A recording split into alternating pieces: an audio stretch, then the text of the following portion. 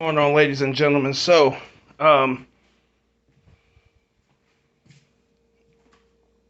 few days ago, I was talking to a and friend girl of mine, and this lady told me that basically I should assume that, um, we told not to look at women in general and to treat them as individuals or whatever the case may be. And even in that conversation, I was told that my general outlook, I'm wrong for having my general outlook. But then I was told to look at women in general in this sense that the majority of their pain comes from us in their past, and that I should move in a certain way by assuming that their pain came from someone who looks like me. And then I come across a video like this. I'd like to take a minute to discuss the harsh reality that Black content creators face. I recently lost out on a 5-figure brand deal for posting this picture with this caption. Nowhere in the contract were there any stipulations given around what kind of content I could post, except for the branded content, which would be approved by the company. As for my personal content, nothing was said. After posting that picture and posting that caption, I received a phone call from my agent saying that the company thought it was inappropriate. And I just want to take a second to unpack that. When I read that caption, I read a playful articulation of the love I have for my man. It's been generally agreed upon by the Black community for decades that the N-word isn't derogatory, it's a term of endearment. And that brings us to the photo. Yet again, when I look at this picture, I see playfulness. I see a Black girl living her best life, having fun. There's nothing inappropriate about it to me, especially not in the world we live in today. For centuries, Black women's bodies have been scrutinized, they've been picked apart, they've been deemed unworthy, they've been deemed inappropriate, and this is yet again an extension of that rhetoric. It's the hypersexualization of the Black female body which has led to this very conversation. The only way someone else could deem this as inappropriate is if they projected their sexual desires onto me, or if they projected their underlying judgments onto me, which is what we call prejudice. Now, typically I would brush that off and say that's a you problem, but it becomes a me problem because it threatens my livelihood, just the same way these systems of oppression have threatened the livelihood of Black women for centuries. Furthermore, you want access to my audience, which is mostly Black women, without actually having a full appreciation for Black culture. Why is it that what's considered appropriate or professional is always adjacent to whiteness? You want the activist part of me that's articulate and intelligent, but that's just one side of my Black girl magic. Because the other side of me knows how to turn up and throw this ass. And that's what I'm gonna do. We don't have to separate who we are in order to please these companies. We don't have to erase or hide any aspect of our personality in order to get these bags. If you can't handle me at my back that ass up, you don't deserve me at my I have a dream. So videos like this video and many others that I've seen very similar to it. The conversation that I had the other day,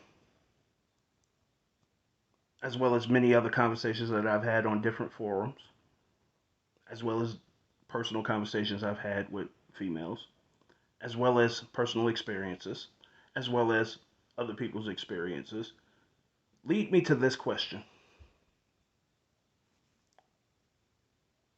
How much of what you have gone through is actually self inflicted? How many times have you dated the wrong guy? How many times have you stepped into situations knowing that it was going to be bad and hope for the best? How many times have you moved in a certain way and became friends with a certain person and knew that that person wasn't going to be a good friend, but you became friends with them anyway because you saw some benefit out of it? And then looked at it and said, it's all their fault, even though you knew that it wasn't going. See, when you look at this video, this young lady has no accountability and didn't say one thing accountable for what she did. Who in the world forced her to post that picture? Nobody. She did that shit on her own. Who forced her to use the N-word? Nobody. She did that shit on her own. And there's this thing when you're doing business. It's called the code of ethics. These are unwritten rules. All right. These are things that just are supposed to be common sense. And unfortunately for her, a company is at liberty to cut ties with you when you do something that goes against what's called, you've seen it on Facebook, Instagram, or whatever the case may be, it's called community standards. So, unfortunately for her, those words come into play. Once you link in with this, even though they may have come for you because they like, what attracted them to you was the fact that you were being you. Once you sign that contract, they expect you to no longer publicly be you because now you represent that company. You don't just represent that company when you're wearing their shit.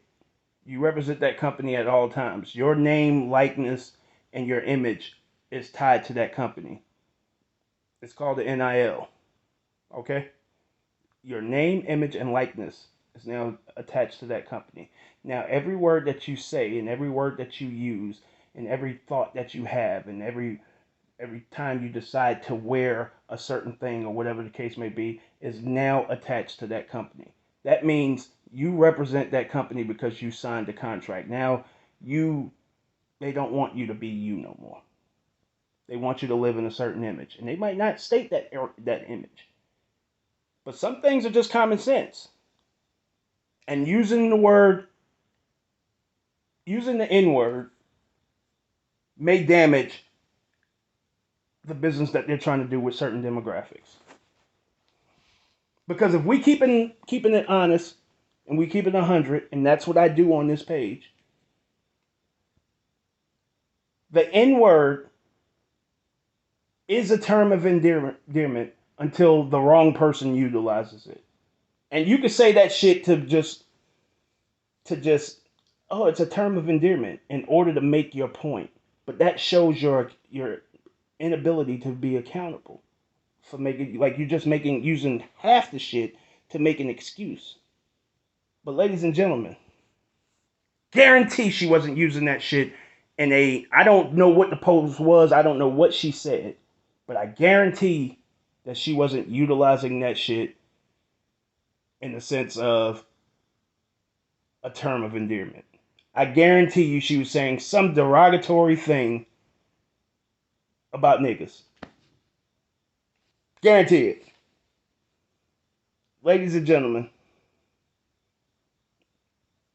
and ladies specifically, you see all these football players go through this shit.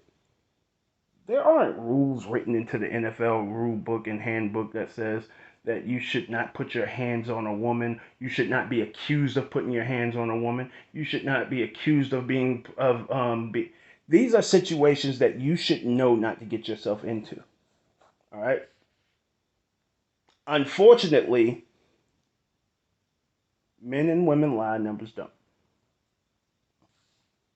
So we never know what happened in that situation. I'm positive someone has been accused of doing something that they didn't really do. But the player has to suffer the consequences. Once an accusation is made, he's going to be suspended. It's just a matter of how long. This is the same shit, y'all. There's a penalty that comes from black girl magic forcing you to want to be you when you're in business with somebody else. Them people couldn't give a fuck less about black girl magic except unless it's selling their clothes. But black girl magic doesn't give you the right and the reason to say everything you want to do, say and do. Doesn't give you that right. And that's where y'all got it fucked up. It kills your business acumen, and then you fucked up your own bag, and now it's everybody's fault except for yours. Show off.